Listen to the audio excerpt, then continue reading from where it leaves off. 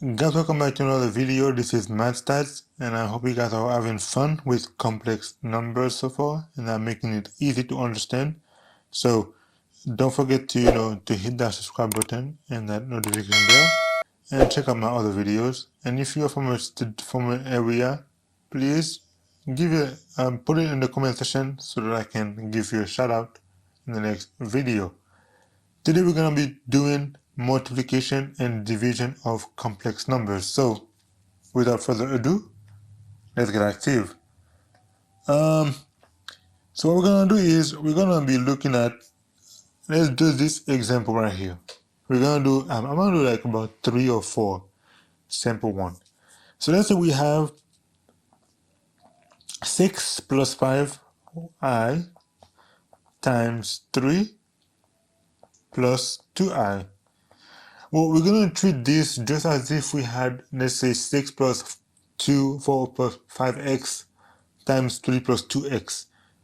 Instead of x or as a variable, we're going to use I, So basically the same thing as what you were doing before, but now you have to be conscious that there's an I in it and it's going to be different. So what would I be equal to? Well, 6 times 3 is equal to 18 plus 6 times 2i is equals to 12i. 5 times 3i, 5i times 3 is equal to 15i. And 5i times 2i is equals to 10i squared. So what would that equal to? That would equal to 10i squared. Actually, you know what? Hold on. That will be equal to 18. Oops. Yeah, 18 plus 12i plus 15i is equal to 27i plus 10i squared. Well, we know what I squared is equal to, right? I squared is equal to negative 1. So basically we are having 18 plus 27i plus 10 times negative 1, which is equal to 18 plus 27i minus 10. Well, what is 18 minus 10? It's equal to 8. So that would be 8 plus 27i. And that is your answer. So that's how you multiply complex numbers. Let's do another one. And actually, no, let's actually do, I think that's pretty easy. You know what? No. Let's do a second one that has radicals so you guys can actually know how to do it too. Let's say we have the square root of negative 2 times square root of 8 plus square root of negative 2. Well, what is that equal to? We know square root of negative 2 is equal to what? Is equal to the square root of negative 1 times the square root of 2. Square root of 8, and the square root of 8, actually, I'm going to write that one. Square root of 8 is equal to square root of 4 times square root of 2, and plus the square root of negative 2 is equal to the square root of negative 1. Oops. Let me just do that real quick. Oops.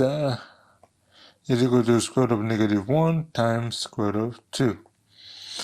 And square root of negative 1 is equal to I, so you have I square root of 2 times square root of 4 is equal to 2 square root of 2 plus I square root of 2. So basically, we just rewrote this right here. We rewrote this into this. Those are the same thing, right? They're the same thing. We just rewrote them. And now we can actually do the operation. So I square root of 2 times 2 square root of 2 is equal to 2i times square root of 4. I square root of 2 times I square root of 2 is equal to I squared square root of 4. Right? So what is 2i square root of 4? Well, we know that's 2i square root of 4 is equal to what? It's equal to 2. So that will be 2i times 2 plus I squared times 2, right? Well, what is 2i times 2? It's equal to 4i. What is I squared times 2? Well, I squared is equal to negative 1, so that will be negative 1 times 2. So you have 4i minus 2, or it would be negative 2 plus 4i, and that would be your answer. So first thing we did was we rewrote it into the I term, and then we did a multiplication and addition. So I hope that was easy. Now let's do division. In this part, I'm going to introduce something interesting or very important. Let's say we have 2 minus 3i over negative 4i. Well, how do we do that? We know for sure we're going to have I in the denominator. The same way we cannot have a square root under the denominator. So what we're going to do is we're going to multiply both numerator and denominator by what? Well, let's see. So now we 2 minus 3i over negative 4i. We're going to multiply both top and bottom by I, right? So that would be, actually, you know what? Let me do it that way, actually. We're going to multiply both top and bottom by 1. So you're going to multiply by 1. And this 1 is basically another way of writing I over I, right? So what I did was I multiplied by 1, but the 1 is actually a fraction. It's I over I, which is still equal to 1. So now I can do I times 2 will be equal to 2i minus I times 3i is equal to 3i squared over I times negative 4i is negative 4i squared. You see? Now I can see that I have a 2i minus 3 I squared is equal to negative 1 over negative 4 I squared is equal to negative 1. So that means it's 2i minus 3 times negative 1 is negative 3, so that's negative 3 over negative 4 times negative 1 is 4. So that would be equal to 2i plus 3 over 4.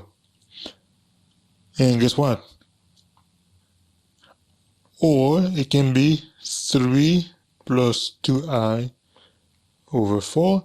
And what I'm going to do is I'm going to actually simplify this one to 3 over 4 plus 2i over 4, which is equal to 3 over 4 plus I over 2. And that is your answer. So that was the first division. Second division we're going to do. Let's say we have 1 minus 3i over 3 plus I. And here I'm going to introduce what we call a conjugate. So the conjugate means, now, if you remember in when we had, I'm going to put something right here. If you remember when we had a squared minus b squared is equal to a plus b times a minus b, this is called conjugate. All right? The conjugate of a plus b is a minus b. The conjugate of a minus b is a plus b. And what that does is it eliminates any radicals, any complex numbers in the denominator. So what I'm going to do here is I'm going to take this right here and multiply that by its conjugate. So what will be the conjugate of 3 plus I? Well, it would be 3 minus I. That's the conjugate, right? So the conjugate of 3 plus I is equal to 3 minus I. So that means now, if I actually do this, If I say 1 minus 3 over 3 minus I, and I multiply by 1, well, that 1, I'm not gonna just say it's I. I'm gonna change that 1 to a fraction, which is the conjugate of the denominator.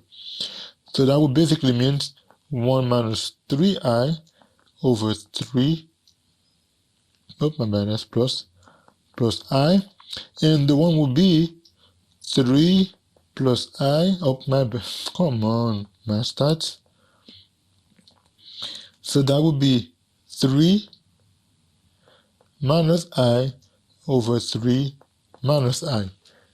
So now, what I do have now is I'm going to have 1 minus 3I times 3 minus I over 3 minus I, or 3 squared minus I squared. Remember that, right? You see? Yes. This will be the same thing as that right here. When you multiply a plus b times a minus b, you get a squared minus b squared. So here I'm writing this as basically that's a squared minus b squared. You see what I'm saying right here? So that's how you actually remove those type of denominator, the type of denominator where you can actually have the conjugate of it. So what would that equal to? Well, now you can do 1 times 3 is equal to 3. 1 times negative I is equal to negative I. Negative 3 times 3, negative 3I times 3 is equal to negative 9I. And negative 3I times negative 1I is equal to positive 3I squared over 9 minus, what is I squared? Negative 1, so that's negative 1. So what do we have next? We have 3. I minus 9I is equal to negative 10I plus 3 times negative 1 over 9 minus 1, 9 minus minus 1 is 9 plus 1 is equal to 9 plus 1. And so now we have 3 minus 10I minus 3 times negative 1 is equal to, or plus 3 times negative 1 is negative 3. So I'm just going to say negative 3 over 9 plus 1 is equal to 10. So I have 3 minus 3 is equal to 0. I have negative 10I over 10. And since we have a 10 on both sides, I have negative I. So therefore, the answer to 1 minus 3I over 3 plus I is equal to negative I. And that is your answer. So guys, if you like the video, give it a thumbs up. We are done with that one now. So basically chapter 7 is now officially over. So I hope you guys actually understand everything.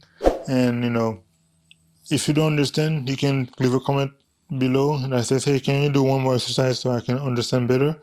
And I would be glad to make one more exercise. This is Masters. I hope to see you guys again. Until then, Masters out.